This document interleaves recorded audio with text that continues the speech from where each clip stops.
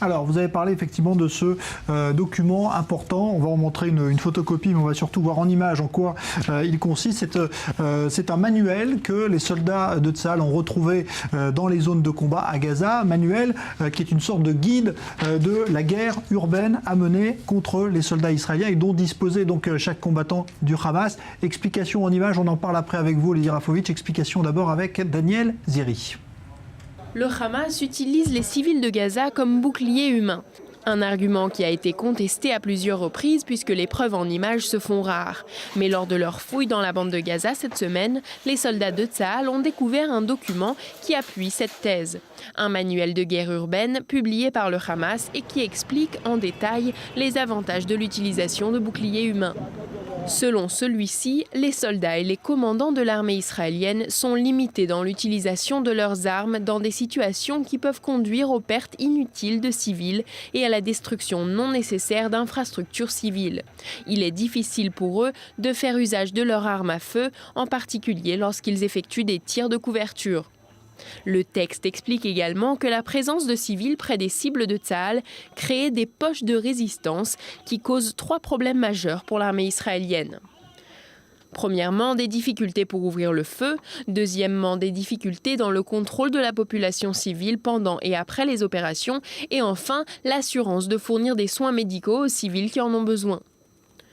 Mais ce n'est pas tout. Le document liste aussi les avantages que tire le Hamas de la destruction de maisons civiles lors des combats. La destruction d'habitations civiles, cette pratique attise la haine des citoyens envers les assaillants et augmente leur soutien aux forces de résistance.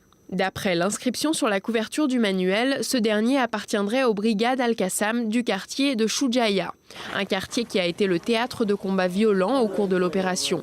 Selon Tsahal, la découverte de ce texte suggère sans équivoque que les dommages causés à la population civile de ce quartier faisaient partie des plans cyniques du Hamas, qui pour Israël reste le premier responsable des pertes civiles dans cette opération.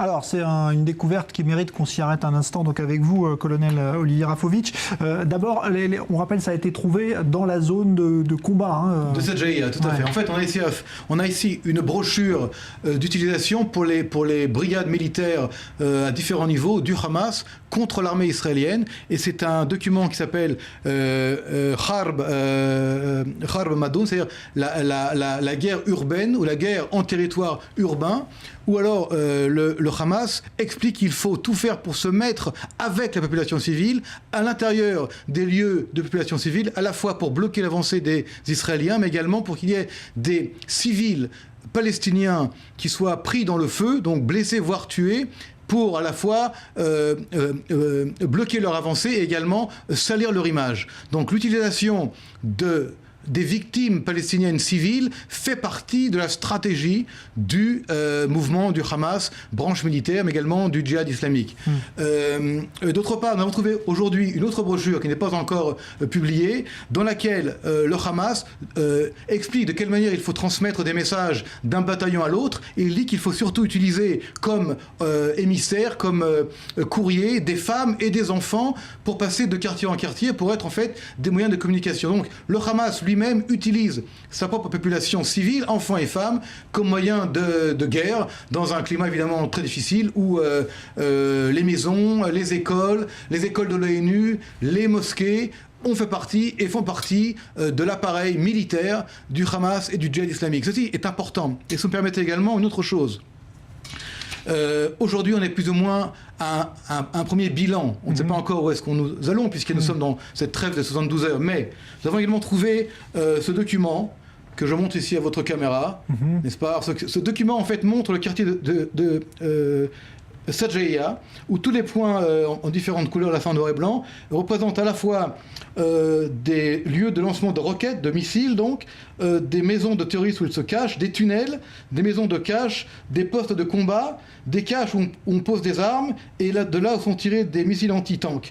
Ce quartier-là a été la cible des forces israéliennes, parce que dans ce quartier-là, qui était touché, évidemment, ça a été véritablement un poste de guerre avancé du Hamas, pas très loin de la frontière israélienne, pour toucher Israël et l'armée israélienne. Ce qui veut dire en fait, c'est que, malheureusement, nous n'avons pas voulu, et nous ne voulons pas toujours, toucher des civils palestiniens. D'ailleurs, nous avons été les premiers à même vouloir ouvrir, et nous avons d'ailleurs ouvert un hôpital de campagne à Erez, à l'entrée de la bande de Gaza. Nous avons même voulu et proposé à évacuer des Palestiniens blessés, voire prendre des femmes et des enfants en Israël. Ils ont refusé. Ils ont bloqué le passage des enfants et des femmes palestiniens du côté israélien. Ils ont bloqué, même bombardé l'hôpital israélien de campagne qui avait été mis pour les Palestiniens à l'entrée de la bande de Gaza au nord, au point de Erez. Et cette carte, encore une fois, de Sajaïa montre véritablement la volonté du Hamas de créer un poste militaire dans le quartier peuplé de Sajaïa,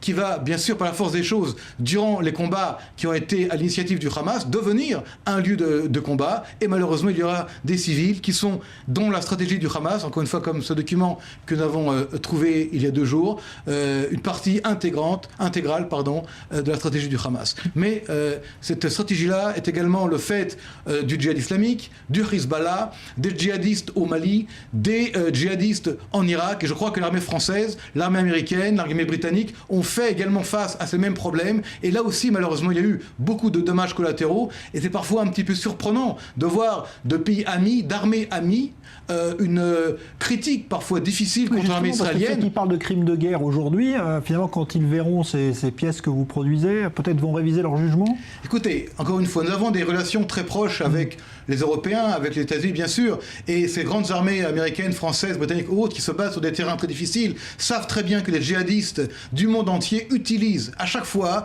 le même principe de population civile comme bouclier humain et vont essayer de mettre l'armée qui va attaquer les djihadistes en faute.